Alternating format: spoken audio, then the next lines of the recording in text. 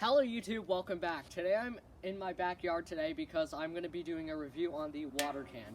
So a couple months back in May, I did a video on the water can, this exact one in fact, but it ended up being one of my most popular videos and it really wasn't that good of a video. So I'm going to redo it with better details just so that way I can get out the information I think should be shared. In the event of an emergency in your building, activate the building fire alarm and alert all occupants. Grab the water extinguisher and pull out the safety pin. Socially distance yourself from the fire and aim at the base.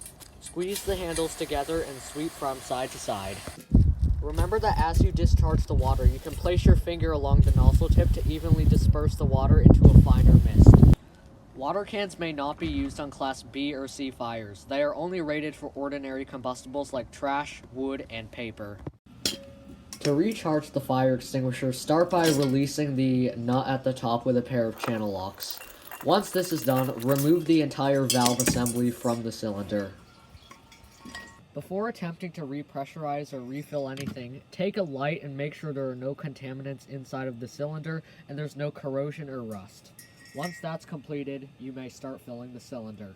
To fill a water can, you need 2.5 gallons of water. This little plastic tube that's inside of the neck of the extinguisher marks the exact place where you want your water to touch if you want an ideal extinguisher. Leave this part inside of the neck of the extinguisher when you fill. Basically, just take your water and just dump until the water touches the top. And there you go. As you can see, in some cases the little tube will bop up. In this case, the water just came to the top. And as you can see, if we lift it, that is the exact location you want your water to touch.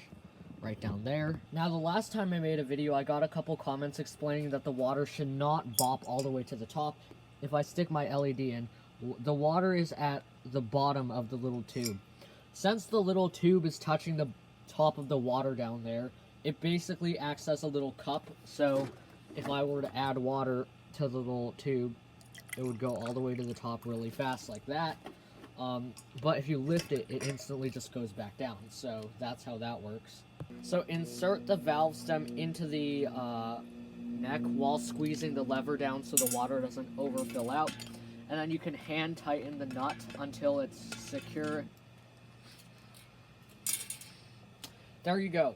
Just another side tip, make sure that the gauge lines up with the instructions. So if you flip the extinguisher around, you'll notice that right here there is a Schrader valve. So usually there's a little metal cap on it. It could be missing, but you just unscrew that and keep it. And then take your air compressor nozzle and then screw it on there, like so.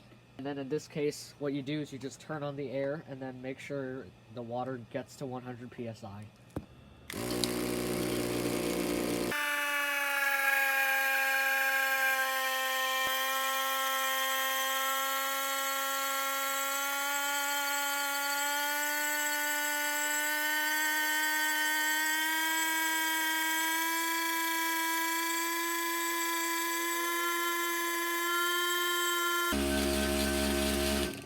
At this point, you can turn off the air compressor and remove the air compressor hose. Again, if you have a pancake air compressor, you can skip this step, but basically, as fast as you can, you want to unscrew this because it's going to leak pressure while you do that.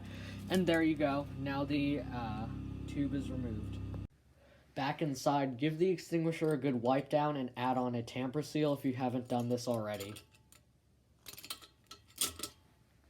Now put that thing back on the bracket and your water can is ready to save lives again.